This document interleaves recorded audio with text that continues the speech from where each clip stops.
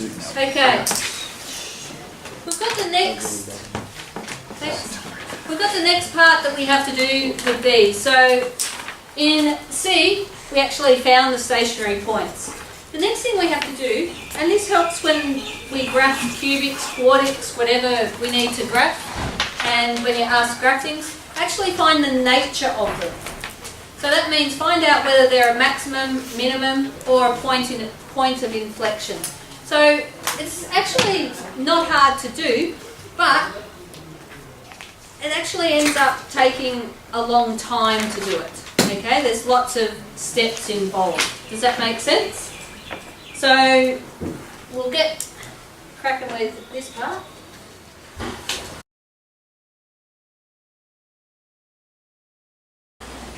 Okay.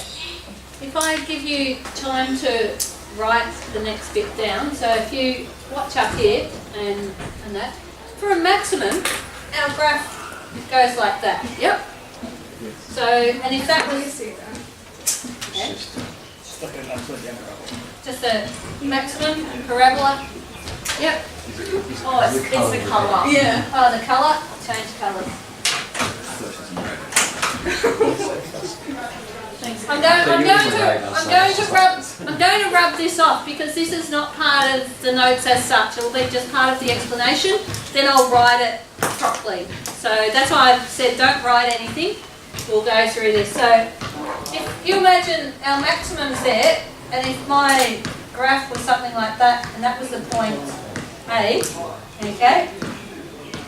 So if I've got that there, and this is, I'm not worrying about my y coordinate at the moment, just looking at my x value, okay? So this is a maximum. I know, we've worked out from the stationary point, what's the gradient at that point there? Zero. Okay, so I draw a little thing and it's dy dx is 0. Yep, I know that much. What about this side?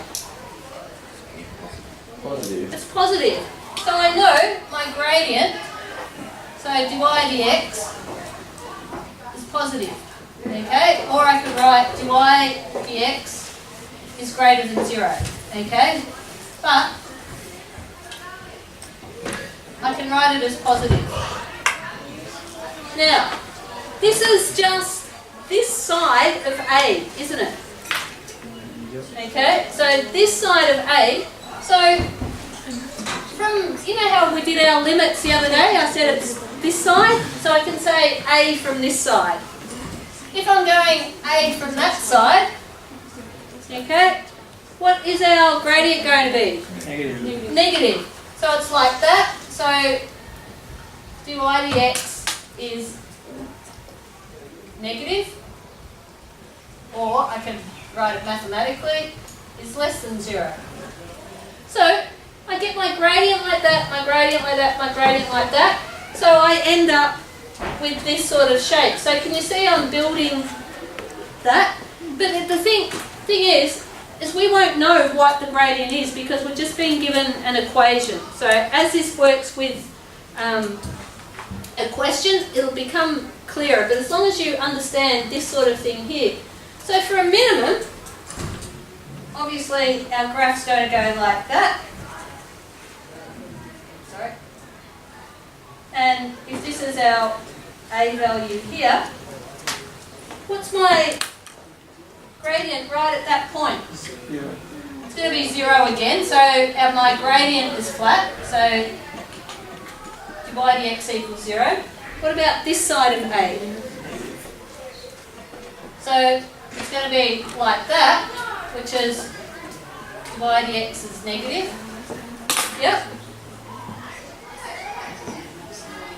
This side is going to be positive, so my dy dx is positive, and my plus means this side of the A. Okay? What does a point of inflection look like? Yeah, like that. So it sort of goes like that. There's my A there. So once again, I've got a 0, but it's like that and like that, or could it be the other way? Yes. Yes. So it could be, or could be that, and that. Whoa. Yep. Does that make sense? So it could be, like that. So if I go that way, that way, that way, that way, that way, that way. So this is my dy dx is negative, y dx is 0, y dx is negative. Or over here, it's positive, 0, and y dx is positive. So what I'm going to do is give you time to copy that information in it, and then we'll look at an example. And the example will take some time, okay? Not because it's hard, because it's long. A few steps.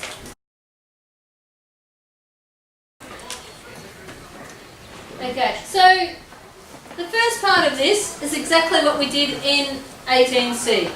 Okay, so there's nothing new. So we found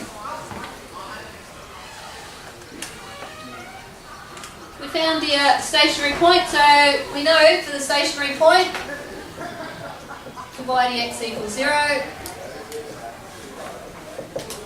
So we can find dy dx.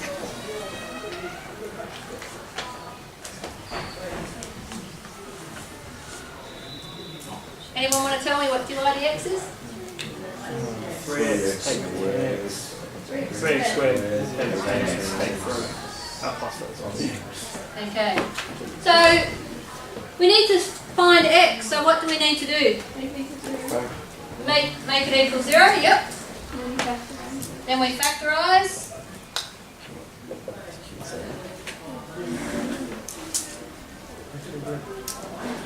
So let's see if you can factorise it.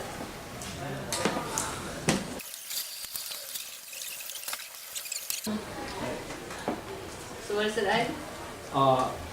There's 3x and negative 1, and then x and negative 3. So once we've got that, we can solve this for x. Okay? So if we rearrange those equations, we end up getting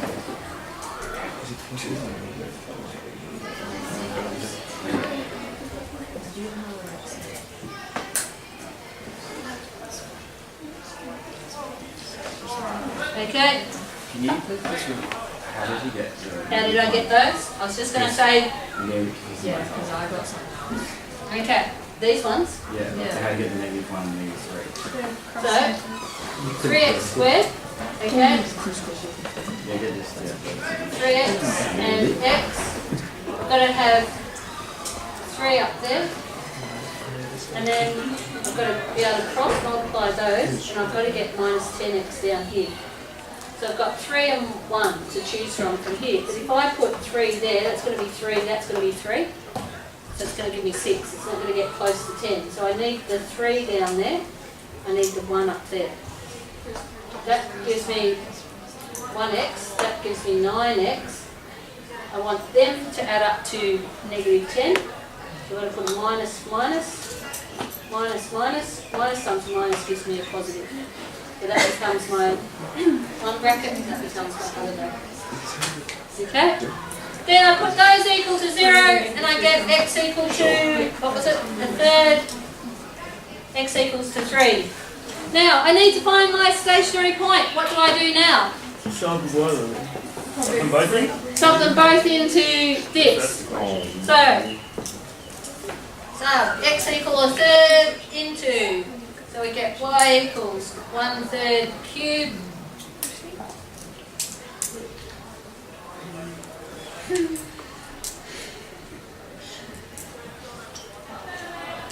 now. I've worked this out earlier to make it easier Yes. because I don't want to waste too much time on that part. We've got to get moving to the next part. You know what it equals? Yeah. trust me on that one? Yep. Yeah.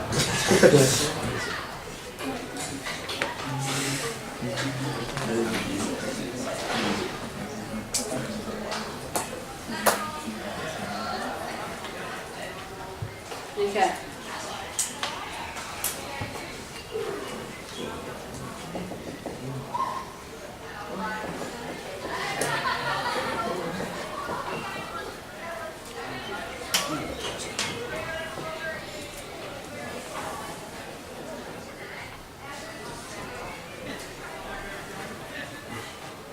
Now I'm leaving a gap between these and you'll see why shortly. So there's my two stationary points. Leave some space in between them, okay?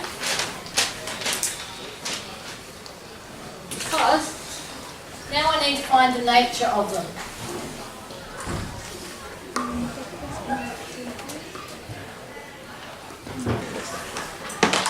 Okay, so in the examples I put up on there, I had A. A was my x value. This time I've got an actual value, so it's going to be my 1/3. That's going to be my 3.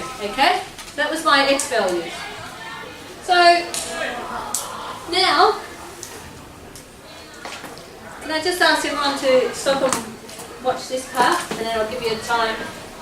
So I had to have, when I said A with a little minus sign on the examples, that meant a number just this side. So what would be a nice, easy number to sub in that's on this side of 1/3? Okay? Let's make it an easier number. Yep, let's make it even easier. So what might this one be? 1. Now, if I put 1 there, I'm going to put 1 there because that works with that. It's on that side of 3. So what might number 4? So we want to try and make it as easy as we can. I know that that's a stationary point. We use that, so I know that's 0. Okay? Everyone's got that. That was how we worked that 1/3 and that because we put divide the x equals to 0. So now, I've got to find what my divide the x is here. So I know divide the x is 3x squared minus 10x plus 3. So, at x equals 0, if I sub that in, I get divide the x equal to 3. So if that's 3, I know that's positive, okay?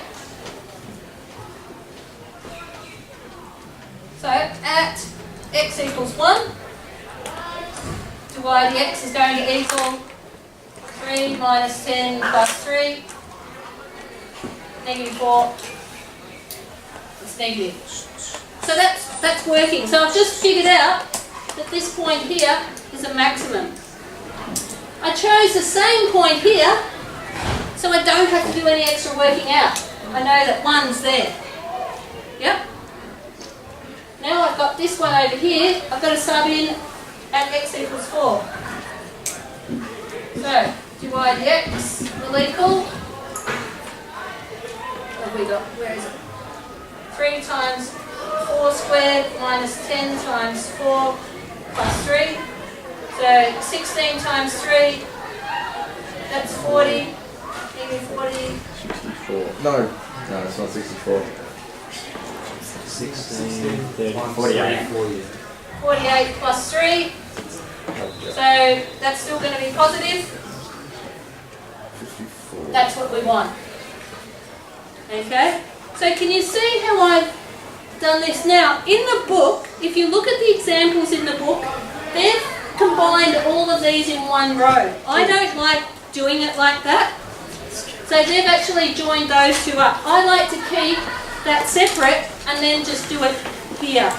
So it looks, so I get my maximum, I get my minimum. Does that make sense?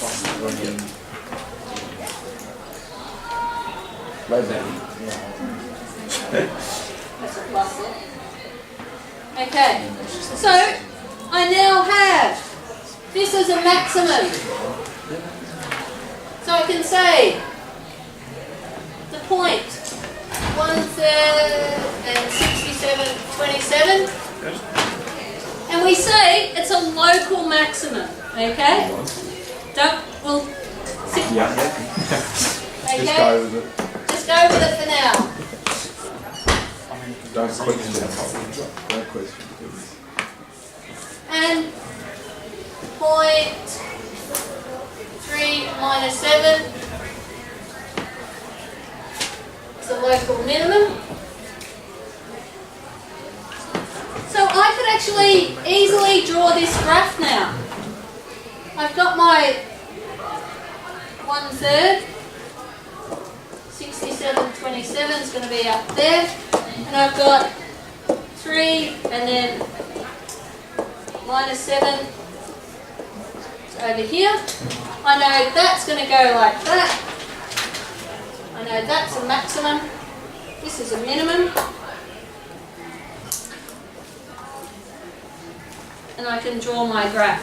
Now, if the actual question says find the x and y intercepts, you need to find them. If it doesn't, that should be enough, unless it's really easy to find them. And this one up here is probably easy to find because I can sub in 0 to all of those and I get 2. Yeah? Makes sense because it's a little bit above. Okay. And that would be just about perfect timing. I have gone how to, if you have to find the x and y intercepts, then it goes back to factorising cubics, which is that long division, Yep. all of that sort of stuff. So we'll leave that for now.